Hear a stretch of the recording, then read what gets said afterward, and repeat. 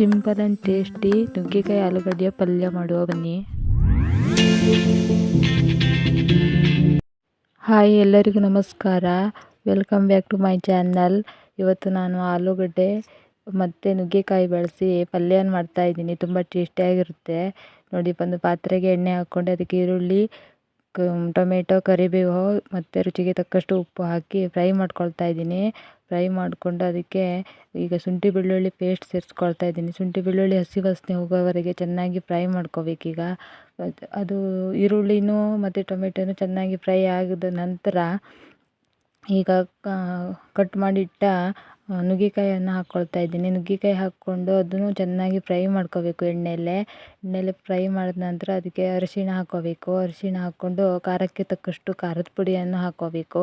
ಖಾರದ ಪುಡಿ ಹಾಕಿದ ನಂತರ ಈಗ ಚಿಕನ್ ಮಸಾಲೆಯನ್ನು ಸೇರಿಸ್ಕೊಳ್ತಾ ಇದ್ದೀನಿ. ಚಿಕನ್ ಮಸಾಲೆ ಹಾಕ್ಕೊಂಡು ಅದನ್ನು ಚೆನ್ನಾಗಿ ಫ್ರೈ ಮಾಡ್ಕೋಬೇಕು. ನುಗ್ಗೆಕಾಯಿ ಬೇಯಲಿಕ್ಕೆ ಈಗ ಸ್ವಲ್ಪ ನೀರನ್ನು ಹಾಕ್ಕೊಂಡು ಚೆನ್ನಾಗಿ ಬೇಯಿಸ್ಕೋಬೇಕು ನುಗ್ಗೆಕಾಯಿಯನ್ನು. ನುಗ್ಗೆಕಾಯಿ ಬೇಗ ಬೇಯ್ತದೆ, ಎಳೆದಿರೋದ್ರಿಂದ ಬೇಯಲಿಕ್ಕಿಡುವ ಇಡ್ತಾ ಇದ್ದೀನಿ.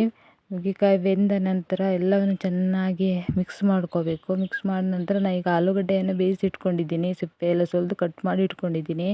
ಈಗ ಈ ಮಿಶ್ರಣಕ್ಕೆ ಆಲೂಗಡ್ಡೆ ಕಟ್ ಮಾಡಿ ಇಟ್ಕೊಂಡಂಥ ಆಲೂಗಡ್ಡೆ ಎಲ್ಲ ಹಾಕಿ ಮಿಕ್ಸ್ ಮಾಡ್ಕೋಬೇಕು. ಚೆನ್ನಾಗಿ ಮಿಕ್ಸ್ ಮಾಡಿಕೊಂಡು ಅದು ಮಸಾಲೆ ಎಲ್ಲ ಆಲೂಗಡ್ಡೆ ಎಲ್ಲ ಹೀರ್ಕೋಬೇಕು.